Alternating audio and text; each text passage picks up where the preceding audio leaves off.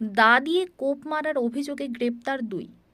এক ব্যক্তিকে দায়ের কোপ মারার অভিযোগে গ্রেপ্তার হলেন 2 জন। ঘটনাটি ঘটেছে সোমবার সন্ধ্যায় হিঙ্গলগঞ্জ থানার মালেক কান ঘুমটি গ্রামে।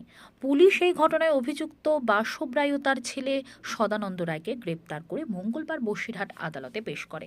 ধৃতদের জেল হেফাজতের নির্দেশ দেয় আদালত। পুলিশ ও স্থানীয় সূত্রে খবর, নবীন গায়েনের সাথে সোমবার সন্ধ্যায় বচসা হয় তার প্রতিবেশী বাসব রায়ের সাথে। অভিযোগ, দা দিয়ে বাসব কোপ দেয় নবীনের মুখে। জখম অবস্থায় নবীনকে বসিরহাট হাসপাতালে নিয়ে যাওয়া হয়। 6টি সেলাই পড়ে।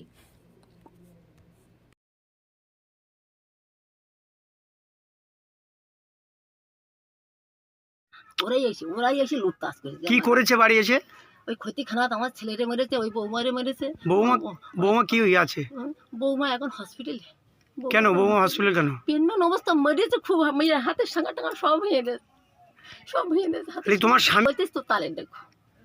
ওরা বলছে তো দাদে মেরেছে। মিথ্যা কথা। কি চাইছেন এখন আপনি?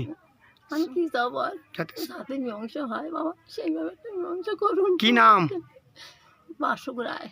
আর নাম সদানন্দ রায়। আর আপনার নাম? ছেলে নড়ে না, আমার নাম সরলা রায়। কোথায় বাড়ি? এই বাড়ি।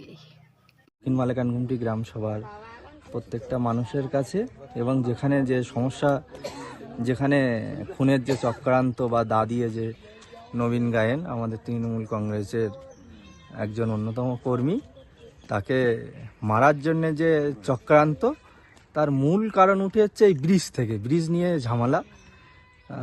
এই ঝামেলার থেকে আস্তে আস্তে কথা তর্কতর্কির থেকে আস্তে আস্তে সেটা বিরাট আকার ধারণ করে, এবং দক্ষিণ মালেকান ঘুমটির গ্রামের মানুষেরা পরে এটা হয়তো মতো হলো, ওই বাসকরা ছুটে বাড়ি এসে দা বের করে নিয়ে ছুটে গিয়ে ওরা এখানে কম মারে। তার স্ত্রী বলছে নারকেলের ডাইগো নিয়ে মেরেছে। দা তো পাওয়া গিয়েছে ফিল্ডে, বড় বড় থানার থেকে এসে কচুবাগান থেকে সে দা পাওয়া গিয়েছে।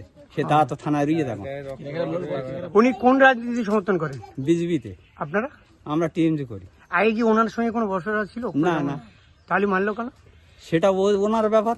কি চাইছেন এখন আপনারা? আমরা চাইছি যে দোষী তার উপযুক্ত শাস্তি হোক। আপনারা কি এখন আতঙ্কে আছেন? এখানে আতঙ্কে আছি। কি নাম আপনার? আমার সন্তোষ মণ্ডল।